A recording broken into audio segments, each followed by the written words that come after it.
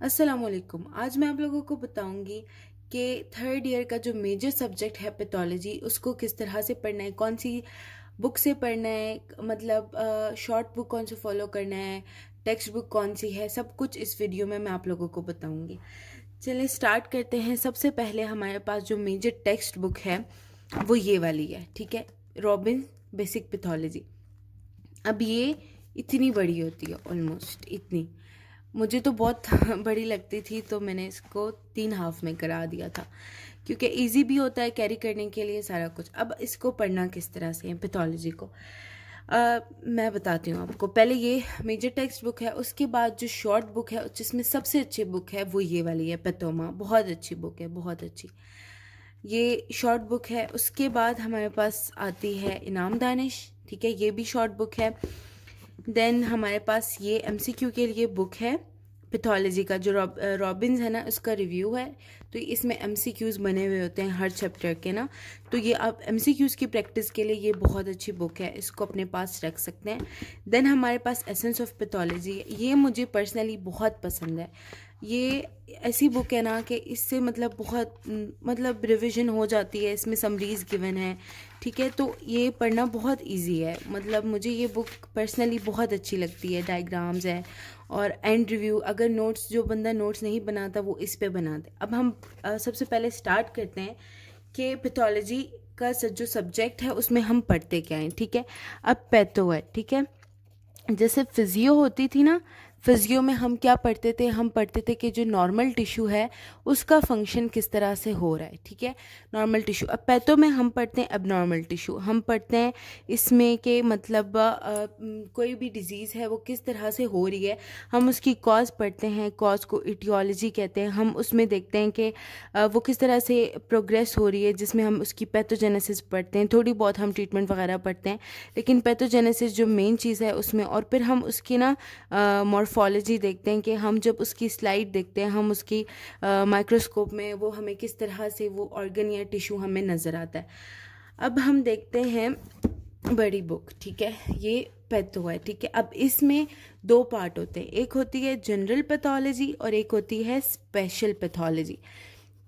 तो जो general pathology है उसमें हम जनरल पढ़ते हैं, ठीक है, जनरल चीज़ें होती है, जैसे हम बिल्कुल बेसिक हम पढ़ते हैं। इसमें जो स्टार्ट के कुछ चैप्टर्स होते हैं, जैसे सेल इंजरी हो गई, इन्फ्लेमेशन, हीमोडायनेमिक्स, ये जो स्टार्ट के चैप्टर्स हैं ना, ये हम जनरल पैथ में पढ़ते हैं। और बाकी जो हम पढ़ते हैं ना, ये स्पेसिफिक ऑर्गन्स को, जैसे हार्ट को उठा लिया, उसकी पैथोलॉजी के हार्ट में कौन सी डिजीज़ है, किस टाइप की डिजीज़ है, ये जो है ये सारी स्पेशल पैथोलॉजी में, हार्ट का, लिवर, पैंक्रियाज, जीआईटी, हर चीज़ ना, हर ऑर्गन का जो है हम डिजीज़ पढ़ते हैं इस बुक में, ठीक है। तो उसके बाद ये जनरल पैथो है, जनरल पैथ। अब इसको पढ़ना किस तरह से है, पहला चैप्टर जो है वो यूजुअली छुड़वा देते हैं। अब जैसे मैं पढ़ती होती थी तो मैं पर्सनली एक रीड देना चैप्टर को ज़रूरी समझती हूँ कि आप मतलब पूरा वर्ड टू वर्ड नहीं करो। अब जैसे आप लोग देख सकते हो कि मतलब मैंने ये पूरा पैराग्राफ पढ़ा है, तो इसमें ये मुझे अनइम्पॉर्टेंट लगा है और मैंने इसको कट कर दिया, ये मुझे इम्पॉर्टेंट लगा है तो मैंने ना 3 कलर के ना वो रखे हुए होते हैं लाइटर्स, ठीक है, उसमें हाईलाइटर्स, तो उसमें ना जैसे मुझे इम्पॉर्टेंट, लीस्ट इम्पॉर्टेंट लग रहा है तो मैं अपने उस कलर से मार्क करूँगी इस तरह करके। ये अनइम्पॉर्टेंट है तो इसको काट दे। तो जो पैराग्राफ का मैसेज होता है ना, उसको बस हाईलाइट करना है। अब फिर तो इस वाली किताब को तो एक रीड ज़रूर देना है, अच्छे नंबर्स लेने के लिए एक रीड तो मस्ट है।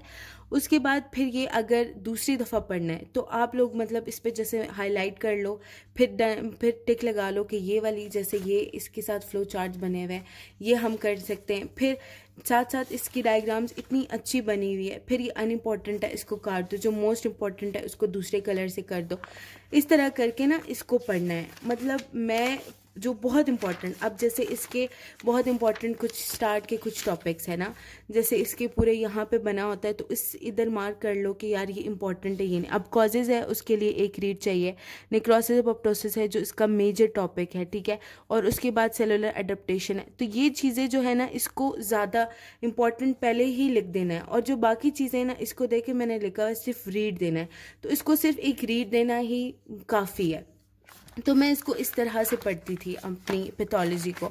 और इस तरह से कॉन्सेप्ट्स भी बिल्डअप हो जाते हैं। ये जैसे लीस्ट इंपॉर्टेंट है तो मैं पेंसिल से मार्क कर देती थी, कोई इतना डिटेल नहीं पढ़ती थी। फिर ये इंपॉर्टेंट टॉपिक आ गया सेलुलर अडेप्टेशन, तो ये मैंने इसकी इंपॉर्टेंट चीज़ें पढ़ी है, मैं इस तरह से पढ़ती थी और होप सो ये आप लोगों के लिए भी उतना ही हेल्पफुल होगा।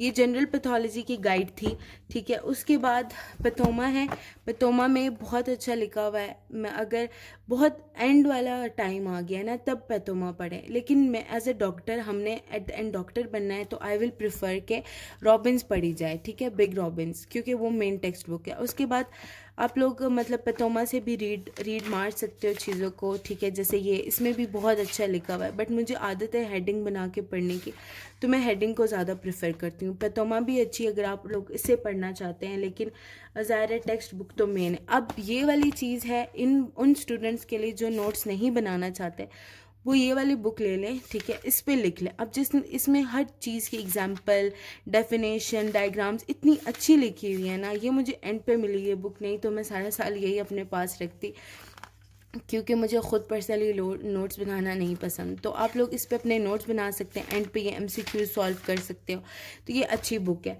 फिर ये दोनों ऑप्शनल है, लेना चाहे कोई ले सकता है, नहीं लेना चाहे नहीं ले सकता, ज़रूरी नहीं है आप ढेर बुक अपने पास रख के, बस कॉन्सेप्ट क्लियर होना चाहिए जो मेन है। आई होप इस वीडियो के बाद मतलब आपको कोई क्वेश्चन नहीं होगा। अगर फिर भी कोई क्वेश्चन है तो कमेंट में पूछ सकते हैं, इंशाल्लाह मैं आप लोगों को बता दूंगी। अगर वीडियो पसंद आई हो प्लीज़ लाइक करें, शेयर करें और मेरे चैनल को सब्सक्राइब करें। Thank you so much.